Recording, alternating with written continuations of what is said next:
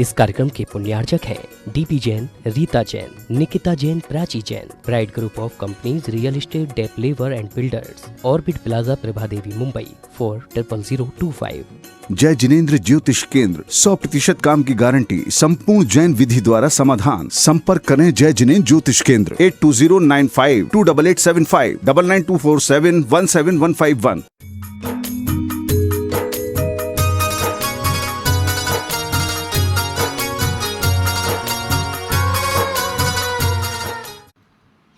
उसे ऋण चुकाने के लिए तत्पर रहना चाहिए, तत्पर। हर स्थिति में मुझे ऋण चुकाना है, मेरे ऊपर ये बहुत बड़ा कर्ज है, यहां नहीं चुकाऊंगा तो न जाने कितने जन्मों तक मैं इनका कर्जदार बना रहूंगा। ये मन में भाव होना चाहिए। ऐसा मत समझना कि ये दुनिया से मैं चला गया तो मेरा कर्ज बचा है, खत्म हो गया। नहीं, कर्ज तो तुम्हें चुकाना पड़ेगा, और न जाने उसका कितना मोल चुकेगा, कितना ब्याज चुकेगा। इसलिए अगर तुमने ऋण लिया है तो जो ऋण चुकाने वाला होता है वो जब तक अपना कर्ज न चुकाए तब तक उसे भूलता नहीं। ऋण चुकाना है, मैंने लिया है तो देना है। जिस मुसीबत में उसने मुझे साथ दिया, अब ये मेरा धर्म होता है कि मुझे उसे चुकाना है। हर स्थिति में मुझे चुकाना है। जब तक चुकाऊं नहीं तब तक मुझे चैन से नहीं बैठना है। मेरे संपर्क में एक व्यक्ति, जिसको अपने बेटे के लिए कारोबार सेट करने के लिए कुछ पैसा लेना पड़ा। जब उनने पैसा लिया तो उस समय उनके पास संपत्ति भी थी। उन्होंने अपने मित्र से कहा कि आप संपत्ति गिरवी रख करके हमें ये रकम दे दो, मेरा बेटा स्टैंड हो जाएगा। उन्होंने कहा नहीं भाई, तुम्हारा बेटा मेरे बेटे जैसा है। आपने कहा है मेरे पास पैसा मैं देता हूँ, आप जैसे जैसे अनुकूलता हो मुझे चुका देना। कोई लिखा पढ़ी भी नहीं की। अचानक उस व्यक्ति की तबीयत खराब हुई। उसने अपने बेटे को बुलाया, कहा बेटा देख, मैंने जीवन में बहुत अच्छे कार्य किए, पर मुझे लगता है मेरे पास समय नहीं है। मैं कर्जदार बनकर नहीं जाना चाहता, कर्जदार बनकर नहीं जाना चाहता। मेरे ऊपर एक बहुत बड़ा बोझ है। इतने वर्ष हो गए, सामने वाले ने आज तक हमसे कुछ कहा नहीं, लेकिन तुम उसे आज तक चुका नहीं पाए। मुझे इस बात का बड़ा दुख है, तुम्हें इस बोझ को उतारना है। अब मैं चाहता हूँ कि इस समय मेरी जो ये संपत्ति है मैं उनके नाम कर दूं। बेटे ने कहा, बेटे से पूछा तुम्हारी क्या राय है? बोले पिताजी बिल्कुल मैं भी चाहता हूं आपके सिर पर कर्ज न हो, आपका आशीर्वाद हो, मैं सब कुछ कर लूँगा, ये काम कर लेता हूँ। उसने उस व्यक्ति को बुलाया। आप सोच के आश्चर्य करेंगे कि आज भी ऐसे उदाहरण है। उसने अपने मित्र को बुलाया, उसके प्रति आभार व्यक्त किया कि आपका बहुत बड़ा साथ था और उस साथ के कारण मेरा बेटा आज कम से कम काम काज के लायक हो गया। लेकिन मैं इतना समर्थ नहीं बन पाया कि आपका पैसा चुका पाता, पर मैं अब चाहता हूँ कि मैं कर्ज से दब कर इस दुनिया से न जाऊँ। इसलिए आपसे हाथ जोड़कर विनती है, ये संपत्ति आप ले लीजिए। सामने वाले ने कहा ऐसी कोई बात नहीं। बोले नहीं, मैं कर्ज चुका कर जाऊंगा, ऐसे नहीं जाऊंगा, आपको लेना पड़ेगा। अगले ने उस संपत्ति को अपने नाम लिया और साथ ही साथ बेटे से कहा बेटा ठीक, तुम्हारा जब तक अल्टरनेट न हो जाए तब तक उसे खाली करने की जरूरत नहीं है। संपत्ति मेरी है, यह तेरी बात एक है, लेकिन आज तेरे पिता के आदर्श ने मुझे अंदर से नम्रीभूत कर दिया है, अभिभूत कर दिया। मैं आपसे पूछता हूं, है आपके अंदर ऐसा दिल? अगर किसी से लिया है, नहीं मांग रहा है तो पचा जाओ। अरे नहीं मांगने पर पचाने की बात तो दूर है, सामने वाला मांग मांग कर हार रहा है तो भी देने की नियत नहीं। ऐसे लोग 7 जन्मों तक दरिद्र होंगे। उन्हें सोचना चाहिए, ऋण लिया है तो ऋण चुकाओ। कई कई ऐसे लोग जिनके ऊपर लोगों ने विश्वास करके अपना रकम दिया, विधवाओं का पैसा रखें, अब वो भी डकार गए, खुद पर खर्चा कर रहे हैं, सामने वाले को पैसा नहीं दे रहे हैं। ये कितना बड़ा पाप, जिनने अपने जीवन का सारा आधार तुम्हें सौंपा इस आशा के साथ कि तुम जो उसे उसके एवज में ब्याज दोगे उससे उनका गुजर बसर चलेगा, और तुम उसे पचा गए। कितनी हाय तुम्हें लगेगी। ध्यान रखना, जो ऐसे लोगों के द्रव्य का उपभोग करेगा वो 7 जन्म तक दरिद्र और अनाथ होगा। ये भूलना मत, ये कर्ज छूटेगा नहीं। तो ये हृदय में धार के रखना चाहिए, किसी का 5 रुपये का भी कर्ज तुम्हारे सिर पर है और तुम्हारी स्मृति में है, तो जब तुम्हें ये रखना चाहिए मन में भान कि मुझे उसका कर्ज चुकाना है। देने वाला भले भूल जाए पर तुम्हारे स्मरण में रहना चाहिए, मुझे इसका कर्ज चुकाना है, चुकाना है, चुकाना है, और जीवन के अंतिम क्षण तक उसे चुकाने का प्रयास करना चाहिए, भोगना नहीं चाहिए। तो ये ऋण चुकाने वाले लोग वफादार कहलाते हैं। जो कमजोर होते हैं वो ऋण लेते हैं, जो उदार होते हैं, समर्थ होते हैं, वो ऋण देते हैं, और जो वफादार होते हैं वो ऋण चुकाते हैं, और जो बेईमान होते हैं वो कर्ज खाते हैं, वो जीम जाते हैं। आजकल ऐसे लोगों की भरमार हो गई। एक बार एक व्यक्ति ने किसी से कहा कि भैया कुछ रुपयों की ज़रूरत है। बोले रुपये तो दूंगा, लेकिन आप फिर उसे लौटाएगा क्या? सामने वाला बोलता क्या, आज तक जिसका लिया उसका लौटाया नहीं, तुम्हारा क्या खा के भाग जाऊंगा? आज तक जिसका लिया उसका लौटाया नहीं, तुम्हारा क्या खा के भाग जाऊंगा? बड़ी बुरी हालत है। कई लोग हैं जो केवल यही काम करते हैं, कर्जा लेना, कर्जा लेना, कर्जा लेना। पर बंधुओं, वो उन्हें समझना चाहिए कि ऐसा करके वो अपने जीवन के साथ कितना बड़ा धोखा कर रहे हैं। इससे बचो, जीवन को व्यवस्थित करो। हो सकता है मेरी बात से बहुत सारे लोग असहमत होंगे कि महाराज जी आपकी बात के अनुसार चले तो हमारा कारोबार का विस्तार कैसे होगा, बड़े बड़े व्यापार और उद्योग हम कैसे चलाएंगे। लेकिन मेरे सामने ऐसे भी बहुत सारे लोग हैं जिनका बहुत बड़ा कारोबार है और 1 रुपये का डेप्ट नहीं है, 1 रुपये का कर्ज नहीं है, कहीं ना बैंक से न किसी और से। समर्थ के अनुसार चलो, और अगर विकास करने के लिए लेना भी है तो एक सीमा में लो। जैसा अभी मैंने थोड़ी देर पहले कहा था कि बाजू का वजन होना चाहिए, सिर का नहीं। ऐसा लो कि अगर किसी टेक्निकल कारण से कोई व्यवधान आ जाए और मैं अपने वांछित लक्ष्य की तरफ न बढ़ सकूं, तो फिर मुझे किसी को देने के लिए मोहताज न होना पड़े, जिस दिन चाहूं उसका पैसा कैश करके लौटा सकूं। और जब तक लौटाऊं नहीं, मुझे चैन से नहीं बैठना है। आजकल पिता की संपत्ति का भोग करने के लिए तो लोग तैयार होते हैं, पर कितने लोग हैं जो पिता के लायबिलिटीज को चुकाने का मनोभाव रखते हैं? बहुत कम लोग। तो ऋण लेने वाले, ऋण देने वाले, ऋण चुकाने वाले और ऋण उतारने वाले। चुकाने से बड़ा ऋण उतारना। ऋण उतारने का मतलब जीवन भर ऋणी बने रहना। जीवन भर ऋणी 2 सेंस में, एक तो कर्जा लेकर के बैठा रहा, भोग लिया, एहसान फरामोश हो गया, वह नकारात्मक दृष्टि है। लेकिन ऋणी बने रहना, किसी ने जरूरत पर तुम्हें थोड़ा सा भी सहयोग दिया तो पूरे जीवन उसके प्रति कृतज्ञ बने रहना, उसके प्रति कृतज्ञ बने रहना, और ये सोचना आज मैं जो कुछ हूं इसकी वजह से हूं, इनका मुझ पर बड़ा ऋण है। यदि उस वक्त में इन्होंने मुझे सहयोग नहीं किया होता तो आज मेरी स्थिति क्या होती, सोचते हो? मेरे संपर्क में एक बड़े उद्योगपति, आज बहुत संपन्न, समर्थ, उदार व्यक्ति, वो एक सज्जन मिले, उनसे परिचय कराया और परिचय करा करके कहा, महाराज जी हमारे सामने परिचय, इनका हमारे परिवार पर बड़ा ऋण है। हमारे पिताजी जब आए थे तो सबसे शुरुआत इनकी गद्दी से ही की थी। उस समय हमारी कोई हैसियत नहीं थी। आज महाराज हम जो कुछ भी हैं इनकी कृपा से हैं। दोनों हाथ जोड़े, आंखों में आंसू आ गए। और अगर स्टेटस देखा जाए तो वो ऐसे और ये ऐसे, जमीन आसमान का दोनों में अंतर। एक व्यक्ति बहुत बड़े इंडस्ट्री का मालिक है और एक व्यक्ति एक किसी के यहाँ नौकरी कर रहा है, अंतर इतना बड़ा है, लेकिन जो व्यक्ति उदार होता है, जो व्यक्ति के हृदय, जिस व्यक्ति का हृदय कृतज्ञता के भाव से भरा होता है, वो हमेशा ऋणी रहता है। अपने मन से पूछो, तुम्हारे मन में ऋण उतारने का भाव है?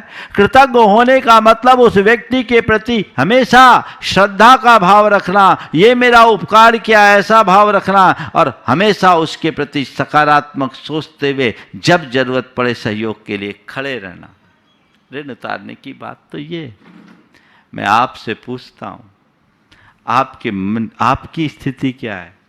4 में ऋण लेने वाले में हो या देने वाले में? ऋण चुकाने वाले में हो या ऋणी बने रहने वाले में? ऋणी निगेटिव सेंस में बने वाले हैं खूब, हाँ हम तो कोई दिक्कत नहीं, कर्जा है सो है। नहीं, हमें ऋण उतारना है। आपको पता है हम पर किनका किनका ऋण है? किनका किनका ऋण है? हम पर बहुत सारा ऋण चढ़ा हुआ है, और किनका किनका ऋण है जिनका ऋण हमें उतारना चाहिए और उनके प्रति पूरे जीवन कृतज्ञ बना रहना चाहिए। पता है, सबसे पहले माता पिता का। तुम्हारे जीवन में कितना बड़ा ऋण है, कभी सोचे? आज तुम जो कुछ भी हो किसकी कृपा से हो? हाँ, किसकी कृपा से? माता पिता की कृपा से ना। तुम्हारे शरीर का एक एक बूंद खून उनकी कृपा का प्रसाद है। आज के बच्चे जब अपने माँ बाप से जवान लड़ाते हैं तो बड़ा आश्चर्य होता है। और जवान लड़ाने की बात तो ठीक, आज के बच्चे पढ़ लिख करके अपने आप को इतना योग्य समझने लगते हैं कि उन्हें अपने माँ बाप ही अयोग्य दिखने लगते हैं। नहीं, अरे जिन्होंने तुम्हें पढ़ा लिखा कर योग्य बनाया, उनके उपकारों को तुम कभी चुका ही नहीं सकते। शास्त्रकार कहते हैं, इस धरती के समस्त रचकन और समुद्र के सारे जलकन को एकत्रित कर लिया जाए तो भी माँ बाप के ऋण को चुकाया नहीं जा सकता। अपने मन से पूछो कि क्या मैं अपने माता पिता का ऋणी हूं? महसूस करते हो? मेरे जीवन को यहां तक पहुंचाने में मेरे माँ बाप ने कितना कष्ट सहा, कितना श्रम किया, कितनी शक्ति लगाई, कितने संसाधन लगाए, इनकी कल्पना कभी करते हो? दिखता ही नहीं। एक नीतिकार ने बहुत अच्छी बात लिखी कि कृतघ्नी मनुष्य की दशा उस सुअर की भांति होती है जो धरती पर पड़े पेड़ के फल को तो खाता है लेकिन कभी गर्दन उठाकर ऊपर की ओर नहीं देखता कि ये फल कहाँ से आ रहे हैं। सूकर एक ऐसा प्राणी है जिसकी गर्दन कभी ऊपर नहीं उठती, वो ऊपर देख ही नहीं सकता। फल खा रहा है, जड़ को खोद रहा है, लेकिन ये कहाँ से आ रहा है पता नहीं। अरे आज तुम जो कुछ भी भोग रहे हो वो उन्हीं के कारण है, तो उनके ऋणी बने रहो। और एक बात बताऊं, कर्ज तो उतार नहीं सकते पर उतारने की भावना तो रख सकते हो, रखना ही चाहिए। कैसे उतारो माँ बाप का ऋण? अपनी सेवा से उन्हें प्रसन्न रखकर। नंबर 1, अपनी सेवा से उन्हें प्रसन्न रखो, उन्हें उपेक्षित और तिरस्कृत मत करो। माँ बाप को घर में रह करके कभी ऐसा नहीं लगना चाहिए कि मेरा तो कोई है ही नहीं, जरूरत पड़ने पर कोई पूछने वाला ही नहीं। आजकल तो ऐसा ही हो रहा है, माँ बाप को भी अनाथाश्रम, वृद्धाश्रमों में जाना पड़ रहा है। एक युवक ने अपने पिता को वृद्धाश्रम छोड़ा, लौटते समय पूछा, कहा पापा आपको मुझे कुछ कहना है? हाँ बेटा, आज तो मैं यही सोच रहा हूँ कि आज से 30 बरस पहले मैं तुझे अनाथाश्रम छोड़ दिया होता तो आज मुझे वृद्धाश्रम नहीं आना पड़ता। 30 बरस पहले मैंने तुझे अनाथाश्रम में छोड़ दिया होता तो आज मुझे वृद्धाश्रम में नहीं आना पड़ता।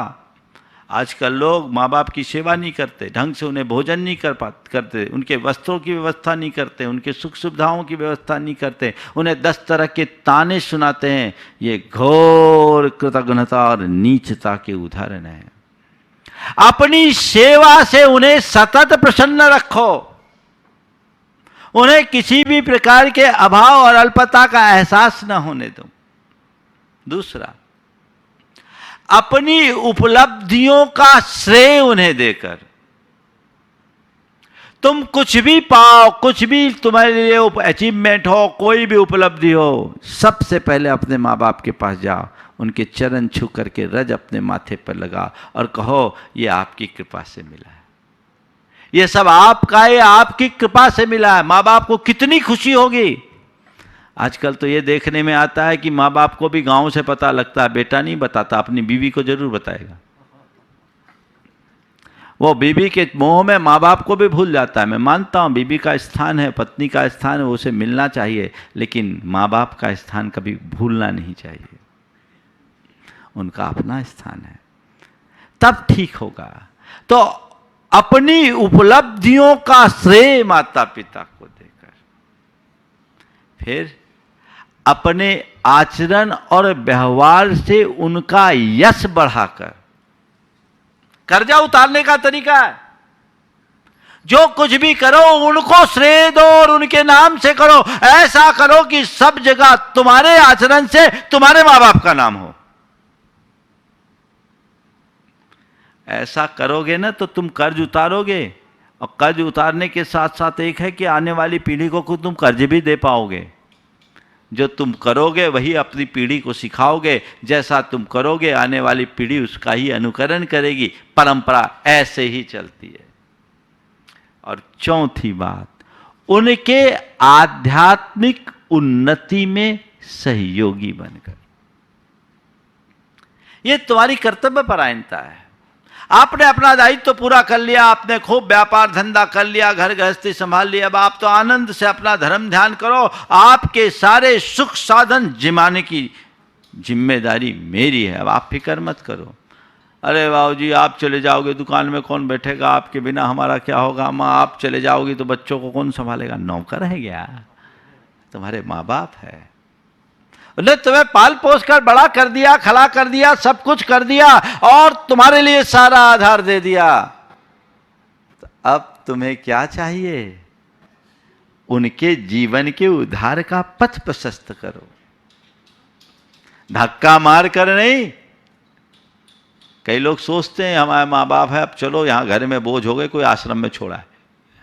वो नहीं, सामने वाले को खुद अपने भीतर वैराग्य से संपन्न होना चाहिए और संतान को उनके आत्मा के हित की चिंता करते हुए उस तरफ तत्पर रहना चाहिए। तो ये 4 साधन हैं मां बाप के ऋण उतारने के। दूसरा ऋण गुरु का। गुरु ने, मां बाप ने जन्म दिया, गुरु तुम्हें जीवन देते हैं, जीवन की दिशा देते हैं। तो जीवन की दिशा देने वाले गुरु का ऋण कभी भूलना नहीं, हमेशा उनके प्रति कृतज्ञ रहना और अपने आचार व्यवहार से गुरु के गौरव को बढ़ाना ही गुरु का ऋण चुकाने का एक लघु प्रयास है। सब कुछ वार देने के लिए तत्पर हो जाए। गुरु ने मुझे जो कुछ दिया वो मेरे जीवन की अप्रतिम उपलब्धि है, वो बहुत है। ये सब चीजें तो बहुत तुच्छ है। तो गुरु का ऋण कभी भूलना मत, गुरु के प्रति कृतज्ञ रखना और हमेशा अपने आप को गुरु के प्रति समर्पित रखना। तीसरा, जीव का दाता का ऋण। जिसने तुम्हारे जीवन के लिए कोई आधार दिया, ऐसे जीव का दाता, जीवन के लिए आधार दिया, जिनके यहाँ तुम नौकरी किए, जिनके साथ व्यापार किए, जिनने तुम्हें दुकान दिया, जिनने तुम्हें मकान दिया, जिनके कारण तुम आज पांवों पर खड़े हुए हो, उसके प्रति जीवन भर कृतज्ञ बने रहना। कभी उनके नुकसान की कल्पना भी मत करना। एक नेक इंसान की ये पहचान है, उसे भूलना मत। कर्जदार मत बनना। उनके लिए अच्छा करना, अच्छा सोचना, क्योंकि अगर समय पर वो हमें साथ नहीं देते तो हमारा क्या होता है। आजकल ऐसी सोच लोगों की नहीं है, और इसी विकृत सोच के परिणाम स्वरूप लोग अपना पतन करते हैं, उनकी उदारता खंडित होती है, जीवन में उन्नति जैसी चाहिए वैसे नहीं होती। कदाचित लोग आर्थिक रूप से फिर भी समुन्नत हो जाए, लेकिन भावनात्मक रूप से वे लोग बड़े रुग्ण होते हैं, और इस भाव में तो दुख पाते ही हैं, भाव भाव में दुख पाना पड़ता है। और चौथा ऋण है धरती माता का। है कि नहीं तुम पर कर्ज? इस धरती का पानी पीते हो, धरती में उगे अनाज को खाते हो, और हर पल इस प्रकृति की सांस लेते हो। तुम्हारे जीवन पर इसका ऋण है कि नहीं? बोलो। 24 घंटे तुम इस प्रकृति का दोहन कर रहे हो, लेकिन अपनी मातृभूमि और इस प्रकृति के संरक्षण के लिए तुम क्या कर रहे हो? एक बहुत बड़ा ऋण है तुम्हारे ऊपर। इस ऋण को चुकाने के लिए प्रयास करना चाहिए।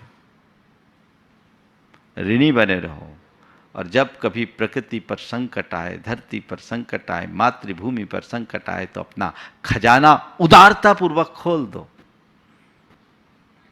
ये धरती माँ, मातृभूमि या प्रकृति के प्रति ऋणी बने रहने का उदाहरण है। लोग कभी सोचते नहीं। ऐसे एक ऋण है समाज का ऋण।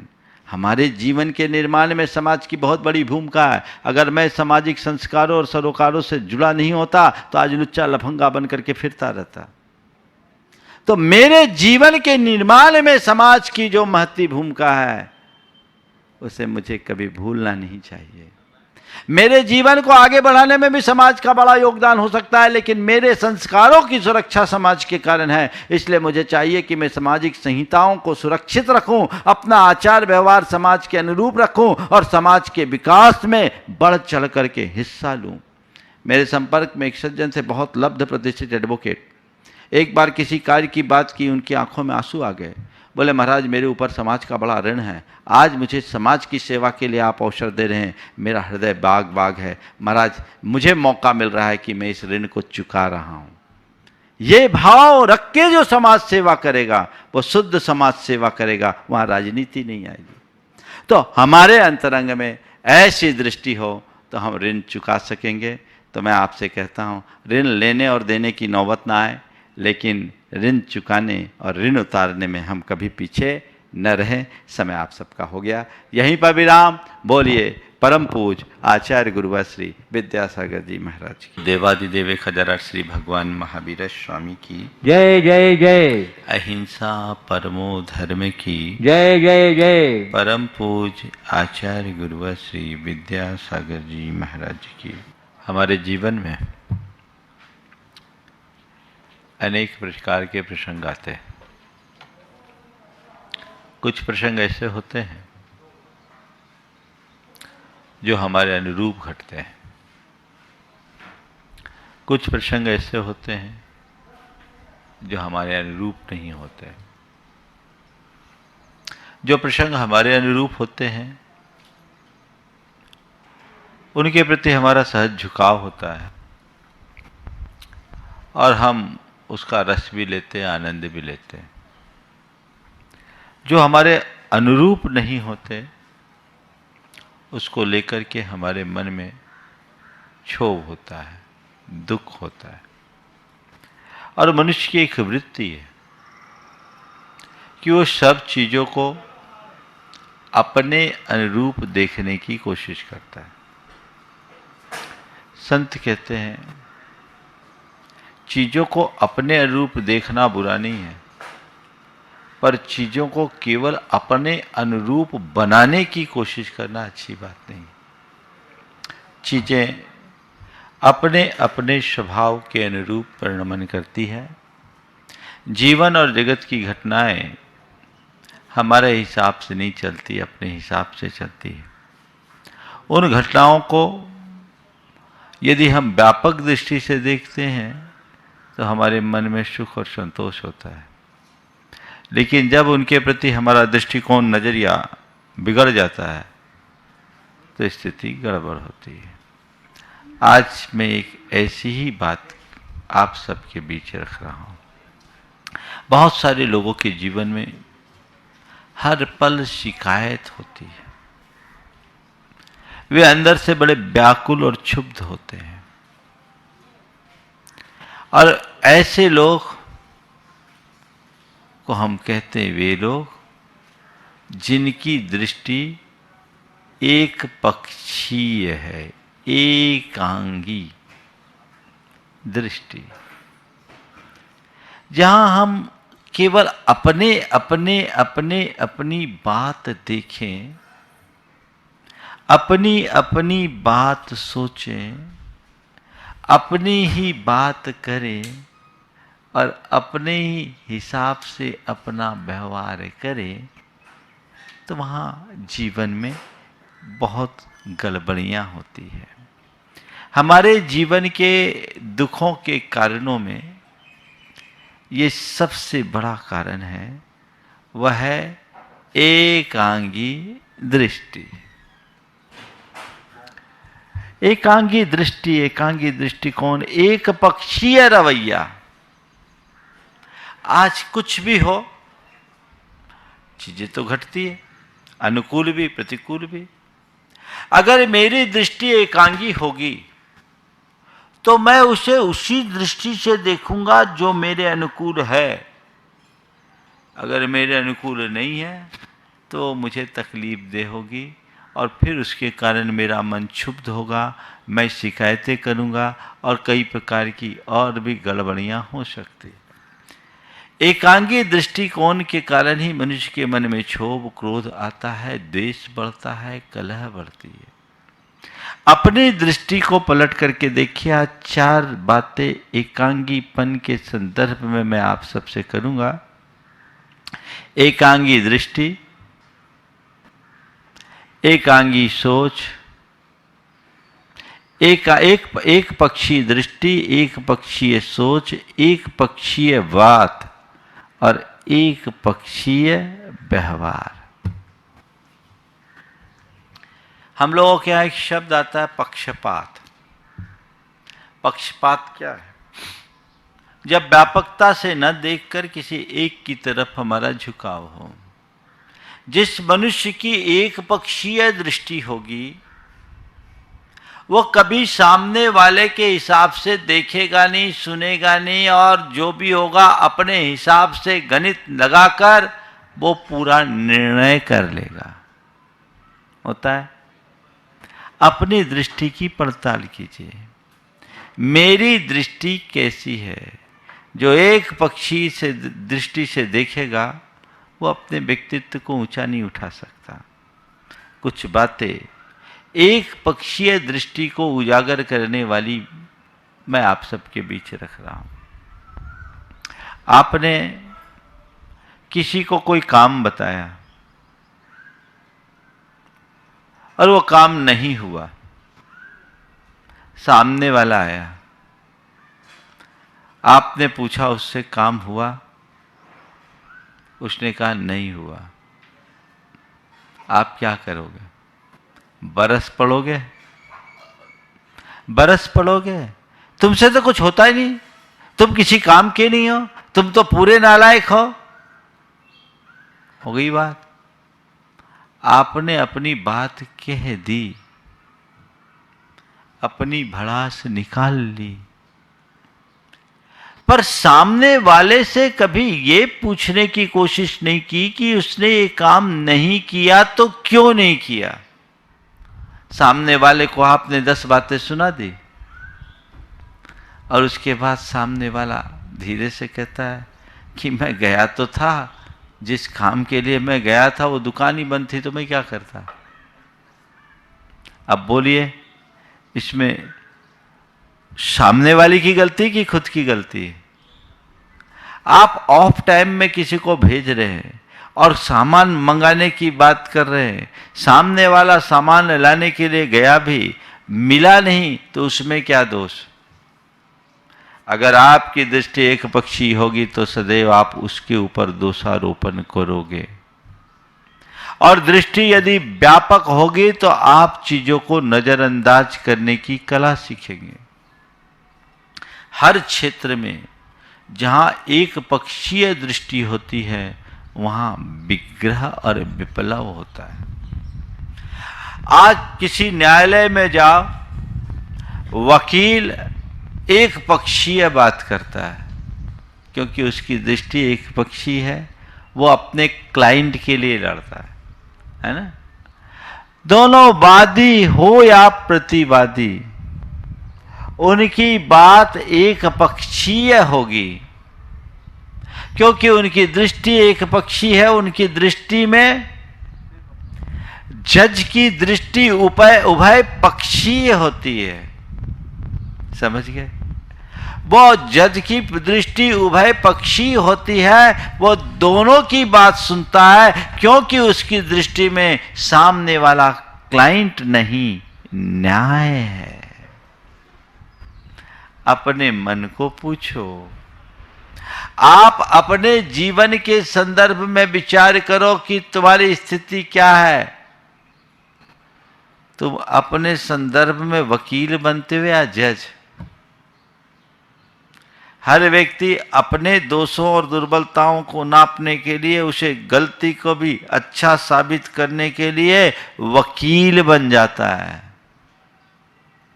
और दूसरों को गलत को भी सही को भी गलत बनाने के लिए जज बन जाता है। ये दृष्टिकोण बदलना चाहिए। जब तक ऐसा एक पक्षीय दृष्टिकोण होगा, घर, परिवार, समाज, संसार सब बिगड़ जाएगा। दृष्टि व्यापक हो। देखिए एक पक्षीय दृष्टि का कैसा कुपरिणाम आता है। एक युवक जो अपनी मां से 10 साल से अलग हो गया था, पिता नहीं थे, 10 साल से मां से बात न करे। जबलपुर की बात है। मैंने अपने प्रवचन में एक दिन माता पिता और संतान की बातें की थी। प्रवचन संपन्न हुआ, आहार पूर्ण हुआ। आहार के बाद एक युवक, उसकी धर्मपत्नी, मां साथ में, बहुत भाव विभोर होकर आया। बोला महाराज जी, आज आपने हमारे जीवन को बदल डाला, हमारे घर को स्वर्ग बना दिया। मैंने पूछा भैया क्या हुआ? बोला महाराज जी, आज आपने प्रवचन में मुझे झकझोर दिया। आज आपने मुझे प्रवचन में झकझोर दिया। आपने प्रवचन में केवल एक ही बात कही थी कि बेटा कितना भी बड़ा क्यों ना हो जाए, मां के आगे बेटा तो बेटा ही होगा, वो मां बाप का स्थान नहीं ले सकता। और हमें अपनी गलती को देखने की कोशिश करनी चाहिए, केवल सामने वाले की गलती को नहीं। महाराज जी, आज आपने जो बातें की, उन सब बातों से मेरा हृदय अंदर से बड़ा उद्वेलित हुआ और मुझे लगने लगा कि मैं इतने दिन से जो सोच रहा हूं, केवल एक ही बात सोच रहा हूं कि मां की गलती, मां की गलती, मां की गलती। कभी ये पूछने की कोशिश नहीं किया कि ये हुआ क्यों। उसके मन में ये बात बैठ गई थी कि मां हमेशा छोटे भाई का पक्ष लेती है, उसकी तरफ मां का ध्यान ज्यादा है। तो मेरे मन में चिढ़ हो गई कि मैं मां के लिए इतना सब कुछ करता हूं, उसके बाद मां मेरी तरफ ध्यान न देकर उसकी तरफ ध्यान देती है। इसलिए मुझे चिढ़ छूट गई। मैंने मां के दृष्टिकोण को कभी समझने की कोशिश नहीं किया और मैं 10 साल हो गए महाराज जी, मैंने मां से बात नहीं की। आज आपके प्रवचन सुनने के बाद मैंने अपनी धर्मपत्नी से कहा, बोलो क्या करना। धर्मपत्नी तो पहले से तैयार थी क्योंकि मेरे इस व्यवहार से वो भी दुखी थे, पर मेरे कारण वो भी मां की सेवा से वंचित थी। धर्मपत्नी ने कहा चलो इसी समय चलो, मां से क्षमा मांगो, अपनी गलती को सुधारो। दोनों, माँ भी रो रही है बोलते समय, वो भी रो रहा है, मेरे सामने बात आ रही है, पत्नी रो रही है, बड़ा अलग माहौल। धर्म पत्नी के साथ वो माँ के पास गया, माँ के चरणों में सिर रखा और मुंह से निकला, माँ मुझे माफ करो। पूरा शब्द ही नहीं बोल पाया कि वो माँ के मुख से निकला बेटा, और माँ ने अपने बेटे को अपनी छाती से लगा लिया। दोनों बहुत देर तक रोए, बहुत देर तक रोए, और बेटे ने केवल एक ही बात कहा कि माँ मेरे मन में एक ही बात का मलाल था कि तुम छोटे पर विशेष ध्यान देते हो, मुझ पर नहीं। तो मैं इस वजह से दूर था, लेकिन अब मेरी सारी शिकायतें खत्म हो गई। माँ ने कहा बेटा तुम दो बेटे हो और दोनों मेरी दो आंखें हो, मेरे लिए कभी मैंने किसी पर पक्षपात नहीं किया। तुम्हारा ये कहना सही है कि मैं छोटे पर ध्यान देती हूँ, ऐसा मैंने केवल इसलिए किया क्योंकि तुमने शुरू से मेरे संस्कारों को साकार किया, तुमने अपनी योग्यता का विकास किया, तुम सक्षम थे, मुझे लगा कि तुम्हें मेरे किसी सहायता की ज़रूरत नहीं है, तुम खुद आगे बढ़ सकते हो, लेकिन मैं छोटे को उतना समर्थ नहीं बना सकी, मुझे वो कमज़ोर लगता है, इसलिए मुझे लगता था कि इसको मेरे सहारे की ज़रूरत है। बेटे मैं उसकी तरफ ज़्यादा झुकाव रखती, इसका मतलब ये नहीं कि तुम्हारी तरफ मेरी मन में उपेक्षा थी, आखिर तुम भी मेरे बेटे हो, 9 महीने तक मैंने तुम्हें अपने कोख में रखा है, तुम्हारी उपेक्षा कैसे कर सकूंगी।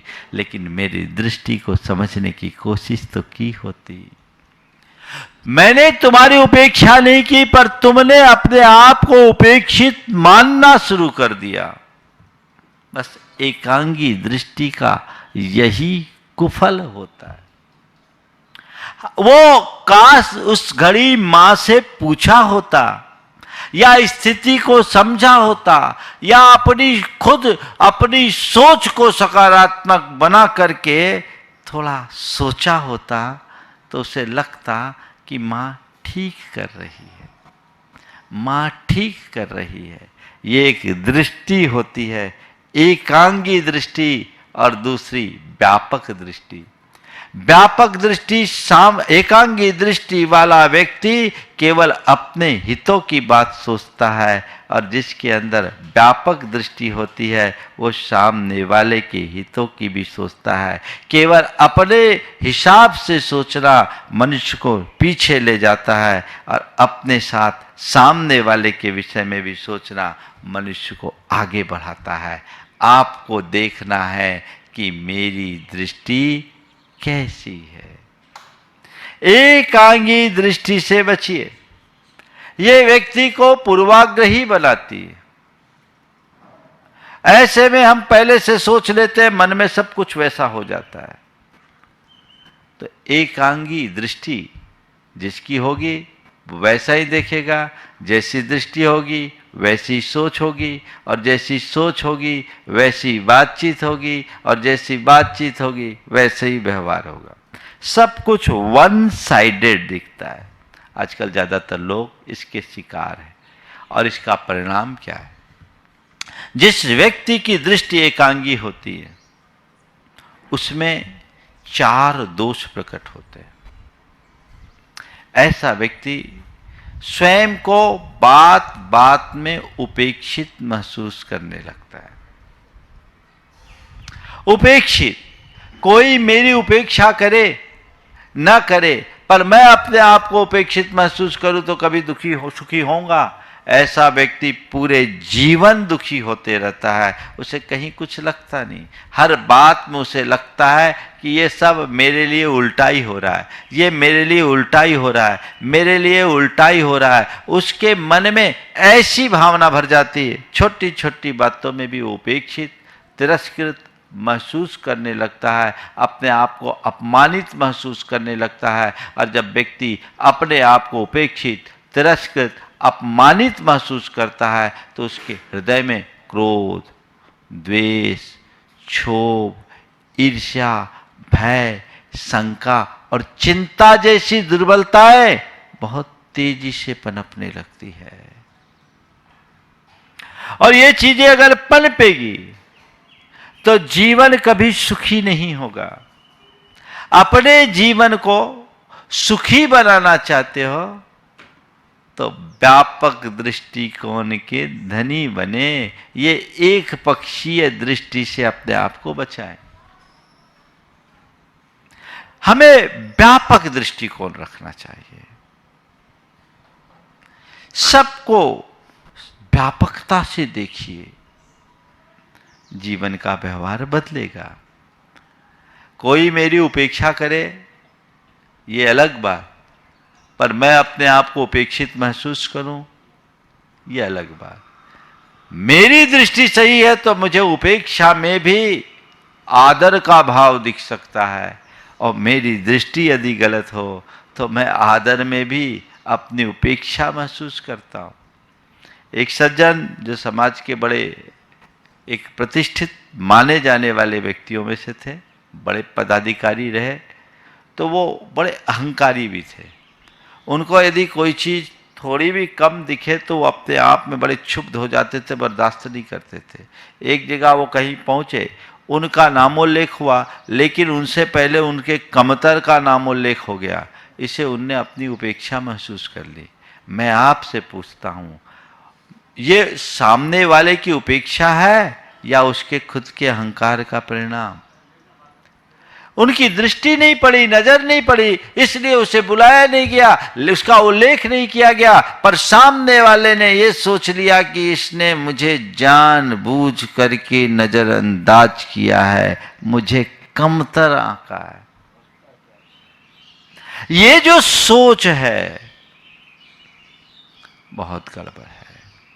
तो एकांगी दृष्टि व्यक्ति को स्वयं को उपेक्षित महसूस करते। जो व्यक्ति एकांगी दृष्टिकोण से ग्रसित है वह व्यक्ति स्वयं को उपेक्षित महसूस करता है। फिर ऐसे व्यक्ति में असहिष्णुता के भाव आते। ऐसा व्यक्ति बड़ा असहनशील होता है, उसे चीजें बर्दाश्त नहीं होती। असहिष्णुता के परिणाम स्वरूप बहुत चिड़चिड़ा स्वभाव हो जाता है, उसका मिजाज बड़ा उल्टा हो जाता है। बस अपने हिसाब से है सब बोल दिया और वैसी उसकी प्रतिक्रियाएं होने लगती है। जीवन में असहज स्थिति बन जाती है। तो बार बार में चिड़चिड़ाना, बार बार में क्षुब्ध हो जाना, किसी बात को सहन नहीं कर पाना, तो ये तो मनुष्य की एक दुर्बलता है ना। इस दुर्बलता को हमें दूर करना चाहिए और इसके लिए अपनी दृष्टि को व्यापक बनाना चाहिए। एक पक्ष नहीं, मुझे दूसरा पक्ष भी देखना है। कई बार ऐसा होता है, कई बार ऐसा होता है। बाद में जब असलियत पता लगती है तो कहते खामखा हमने ऐसा कर लिया। एक सज्जन ने अपनी एक बात कही, देखिए कैसी स्थिति होती है। उन्होंने अपने घर में अपने बेटे के लिए एक जिम्मेदारी सौंपी। बेटे ने उस जिम्मेदारी को पूरा भी किया, पर अपने पिता को कम्युनिकेट नहीं कर पाया। किसी को बताया नहीं, वो बाहर गया। उन्होंने अपनी धर्मपत्नी से पूछा, जो जिम्मेदारी मैंने उसको दी थी वो कर दिया क्या? बोले नहीं, मुझे पता नहीं, शायद हुआ नहीं। बस तम आ गया, तम आ दिया। वहीं से फोन लगाया और बेटे को 10 बातें सुना दी। बेटे में एक संस्कार था कि पिताजी को कभी जवाब नहीं देता था, पिताजी को कभी जवाब नहीं देता था। और जब पिताजी की पूरी बात हो गई तो बेटे ने धीरे से कहा, पापा आपने जो काम कहा था सब हो गया, सारे पेपर्स आपकी ही अलमारी में रखे हैं, मैं मम्मी को बता नहीं पाया, आपको बता नहीं पाया, हड़बड़ में आ गया। अरे तो पहले क्यों नहीं बता दिया? आपने पूछा कहाँ? आपने पूछा कहाँ? आपने मुझे अवसर कहाँ दिया? आप तो सीधे फायर थे। होता है ऐसा। ये एक पक्षीय दृष्टि का परिणाम है। तुमने क्यों नहीं किया? अरे पूछो तो, किया कि नहीं किया? फिर उसके मन में खुद ऐसा लगा, खामोखा मैंने अपने बेटे को जरूरत से ज्यादा डांट दिया।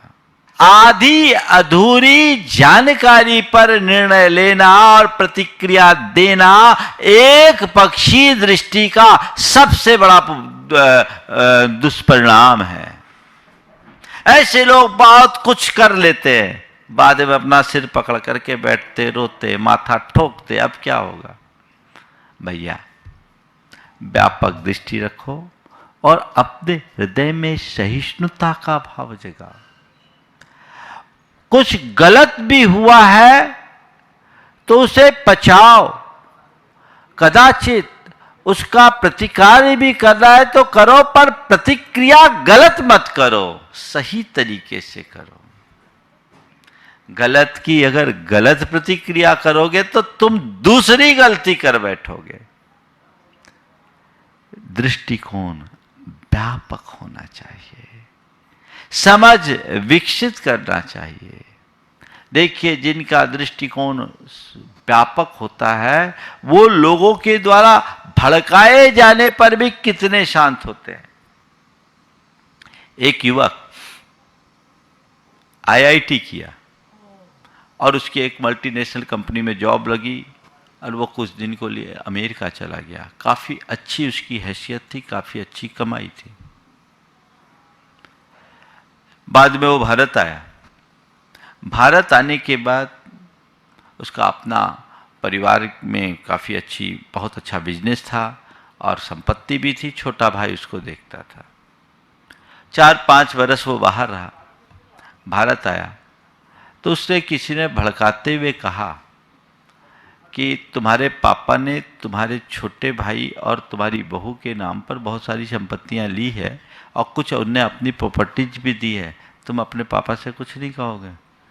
बोला मैं कहूँगा, मैं कहूँगा। बोले क्या कहोगे? बोले तुम्हें नहीं बताऊंगा, तुम्हें नहीं बताऊंगा। वो सीधे अपने पापा के पास गया। बोला पापा मुझे खुशी है कि आपने छोटे भाई के लिए कुछ प्रॉपर्टीज दी है। मैं चाहता हूँ कि सारी प्रॉपर्टीज आप भाई को दे दो, क्योंकि मुझे उसकी कोई ज़रूरत नहीं, छोटे भाई को ज़रूरत है। मुझे तो आपने इस लायक बना दिया कि कुछ नहीं हो तो इससे कई गुनी प्रॉपर्टीज में खड़ी कर सकता हूँ। एक बड़ी कंपनी में वाइस प्रेसिडेंट की स्थिति में था, काफ़ी अच्छा उसके पास था। बोले पापा मुझे इसकी ज़रूरत नहीं। और उस व्यक्ति से कहा कि ध्यान रखो, उस व्यक्ति से जो बात कहा वो ध्यान देने की बात है।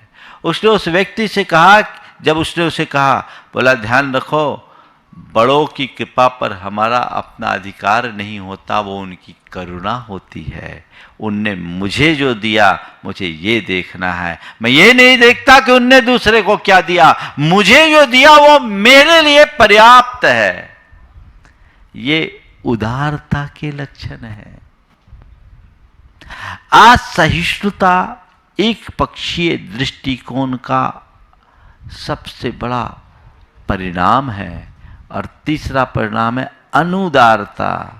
व्यक्ति बड़े बड़े नैरो माइंडेड होंगे, उसके मन में संकीर्णता आएगी, चीज़ों को बहुत छोटे तरीके से देखेगा, छोटी छोटी बातों में भी बहुत कुछ खुरपेच निकालने की कोशिश करेगा। और ये जो अनुदारता है वो व्यक्ति को क्षुद्र बना देता है, क्योंकि उसकी सोच अत्यंत संकीर्ण हो जाती है और छोटी सोच से अच्छी जिंदगी जी नहीं सकते। एक पक्षी दृष्टि रखने वाला व्यक्ति कभी उदार नहीं मिलेगा, वो अनुदार होगा, उसका हृदय छोटा होगा। और जिसकी दृष्टि व्यापक होगी उसका चित्त उदार होगा। तो स्वयं को उपेक्षित महसूस करना एक पक्षी दृष्टिकोण का प्रतिफल। असहिष्णुता होना एक पक्षी दृष्टिकोण का दूसरा परिणाम। अनुदारता आना तीसरा। और अहमन्यता, अपने आप अहंकार में फूले रहना, घोर अहंकार से ग्रसित होना, ये अहमन्यता उसका तीसरा परिणाम, चौथा परिणाम है जो निरंतर रहता है और व्यक्ति चीज़ों को अपनी तरह से, अपनी दृष्टि से देखने की कोशिश करते रहते हैं और नतीजा बहुत भयानक होता है। हमें इधर बहुत ध्यान रखना चाहिए। तो ये एक पक्षीय दृष्टि से बचिए, एक पक्षीय सोच हटाइए, एक पक्षीय बात और एक पक्षीय व्यवहार बंद कर दीजिए। कई बार ऐसा जीवन में प्रसंग आता है, व्यक्ति अपने तरीके से सोचता है और कुछ कुछ कर लेता है। अब इसके बचने का उपाय क्या है, इनका कारण भी बता देता हूँ एक पक्षी दृष्टि का, और एक पक्षी दृष्टि से बचने के उपाय भी बता देता हूँ। 10 मिनट का समय मेरे पास है। एक पक्षी दृष्टि का सबसे पहला कारण असमग्र चिंतन। असमग्र चिंतन, आधी अधूरी बात सुनी, आपने अपनी धारणा बना ली। एक ने कहा, सुन करके फाइनल हो गए, निर्णय ले लिया। कुछ लोग होते हैं ना जिनको आप लोग कहते हैं कान के कच्चे। किसी ने एक बार जो फीट कर दिया वो उसी दृष्टि से देखेगा, कहते जो पहले पहुंचा दिया उसकी बात होगी। एक पक्षी दृष्टिकोण, असमग्र चिंतन। इससे बचने का उपाय साथ साथ बता रहा हूं, समग्रता का चिंतन अभी थोड़ी देर बाद बताऊंगा। देखिए असमग्र चिंतन और समग्रता का चिंतन क्या होता है।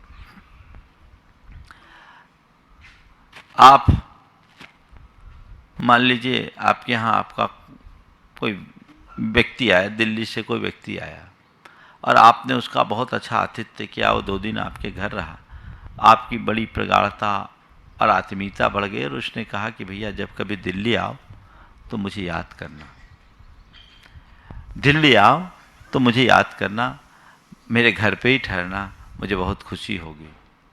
आपकी नियमित उससे फ़ोन पर बातचीत चल रही है, बड़ी आत्मीयता हो गई और कुछ दिनों बाद आपको दिल्ली जाने का प्रसंग हुआ। आपने उसको सूचना दी, बोले अहो भाग्य मेरे, मैं खुद आपको रिसीव करने आऊँगा, आपको कहीं नहीं जाना। दिल्ली पहुँचने के 1 घंटे पहले तक आप उनसे फ़ोन पे कांटेक्ट में थे। उसने कहा मैं आ रहा हूँ, चिंता मत करो। आप इस प्लेटफार्म पे पहुँचे, गाड़ी रुकी, आप उतरे, सामने वाला नदारत। अब क्या सोचोगे? बड़ी विचित्र बात है, कितने गंदे लोग हैं। जब यही सब करना था तो इतना नाटक करने की क्या ज़रूरत थी। अब तो मैं उसके यहाँ नहीं जाऊँगा, चलता हूँ टैक्सी करके किसी होटल में ठहर जाऊँगा। बड़े फ्रॉड होते हैं ये लोग, न जाने कितने प्रकार की गालियाँ दोगे, उस एक के पीछे हो सकता है पूरे दिल्ली वाले को गाली दे दो। हो गया, आपने एक तरफी बातें सोच ली। वो मुझे कमिटमेंट करके यहां नहीं आया, मैं सीधे होटल जाता हूं। हो गया, आप होटल जाने के लिए निकले, टैक्सी स्टैंड पर पहुंचे किसी टैक्सी के लिए, और आप टैक्सी स्टैंड पर पहुंचे, टैक्सी पर बैठने ही वाले थे कि देखते हैं कि एक कार आकर रुकी। पीछे एक बड़ा अस्पताल है। कार रुकी और कार में आपका वही मित्र है जो बड़ी बदहवास सी हालत में है, और उस कार में उसके पिताजी है जो बड़े सीरियस है, उन्हें सीवियर अटैक आया है। अरे ये क्या हो गया? जरूर कुछ गड़बड़ हुआ होगा। क्या हुआ? कुछ गड़बड़ हुआ होगा। लगता है इसके पापा बीमार है, अब रुकना चाहिए। सोच बदली, अब रुकना चाहिए। देखते हैं, वो सामने वाला अभी आपको देखा नहीं, बदहवास सी स्थिति है, और अंदर ले जाते समय एक बार आपकी उसकी नज़र मिली, पर वो कुछ बोलने की स्थिति में नहीं था। वो पिताजी को अंदर ले गया, उनका ईसीजी किया गया, ईसीजी बड़ा एबनॉर्मल था, उन्हें सीवियर अटैक आया। डॉक्टरों ने उन्हें आईसीयू में भर्ती किया। 1.5 से 2 घंटे इस पूरी प्रक्रिया में लग गई। तब तक आप वहीं खड़े हैं। खड़े हैं, खड़े हैं। अरे भाई इसके साथ तो बुरे, वो आदमी आया, भैया माफ़ करना, तुम्हें बहुत कष्ट हुआ होगा। नहीं नहीं कोई बात नहीं, कोई बात नहीं। मैं क्या बताऊं, तुम्हें लेने के लिए गाड़ी गैरेज से निकाला कि अचानक माँ ने खबर दी कि पापा को चेस्ट में पेन हो रहा है। मैं लौटा, देखा बहुत ज़्यादा पसीना भी आ रहा था, पेन आ रहा था। सिम्टम्स देख करके मुझे लग गया कि ज़रूर पापा को अटैक आया होगा। कोई ड्राइवर नहीं, कुछ नहीं, एम्बुलेंस की व्यवस्था नहीं, तो मुझे पापा को लेकर के आना पड़ा। खुद ड्राइव करके आया। स्थिति ऐसी हुई कि मैं तुम्हें फ़ोन भी नहीं कर पाया। तुम्हें तकलीफ़ तो हुई होगी, माफ़ करना। नहीं नहीं, कोई बात नहीं, ऐसा होता है। कल काश मुझे मालूम पड़ जाता तो मैं भी तुम्हें सहयोग देता। क्या हुआ, थोड़ी देर पहले जिसको गाली दे रहे थे उसके प्रति अब सहानुभूति और प्रेम कैसे प्रकट हो गया। गलत सामने वाला था कि तुम खुद थे। जब एक पक्षीय दृष्टि रखोगे तो तुम सामने वाले को गलत ठहराओगे, और जब उभय पक्षी दृष्टि रखोगे तो अपनी गलती का एहसास कर पाओगे। सामने वाले को गलत ठहराना बहुत सरल है, खुद की गलती का एहसास कर पाना बहुत कठिन है। अब जब तुम सामने वाले की दृष्टि से देखोगे तभी ये योग्यता अपने भीतर विकसित कर पाओगे। पूर्वाग्रह मन में बैठ जाता है, व्यक्ति उसे उसी तरीके से सोचेगा, सारा गणित वैसे ही। लेकिन यदि व्यक्ति आग्रह मुक्त हो, व्यापकता से सोचे, तो कभी किसी की गलती, बार बार गलती करने वाले के प्रति भी उसकी अच्छाई की तरफ उसकी दृष्टि बन सकती है। तो ये एक पक्षीय दृष्टि के कारण है। क्या कारण बताया? असमग्र चिंतन, नकारात्मक सोच और पूर्वाग्रह। इनसे बचने के लिए समग्रता का चिंतन, सकारात्मक सोच और व्यापक दृष्टिकोण, पूर्वाग्रह से मुक्ति। किसी भी चीज में पूर्वाग्रह मत रखें। और चौथी बात जो एक पक्षीय सोच की है, वो अहंकारी प्रवृत्ति। जो अहंकारी होगा वो अपने अलावा और किसी को सोचेगा नहीं, गिनेगा ही नहीं। और उसकी जगह यदि व्यक्ति विनम्रता को आत्मसात कर ले तो सामने वाले के पक्ष को भी समझने की कोशिश करेगा। हम अपने एक पक्षीय दृष्टि से अपने आप को बचाएं ताकि जीवन में संतुलन आ सके। इस स्वभाव के साथ समय आप सबका हो गया। यहीं पर विराम। बोलिए परम पूज्य आचार्य गुरु श्री विद्यासागर। इस कार्यक्रम के पुण्यार्जक थे DP Jain, Rita Jain, Nikita Jain, Prachi Jain. Pride group of companies real estate developers and builders, orbit plaza, Prabhadevi, Mumbai 400025। जय जिनेंद्र ज्योतिष केंद्र, 100% काम की गारंटी, संपूर्ण जैन विधि द्वारा समाधान। संपर्क करें जय जिनेंद्र ज्योतिष केंद्र 8209528875 9924717151।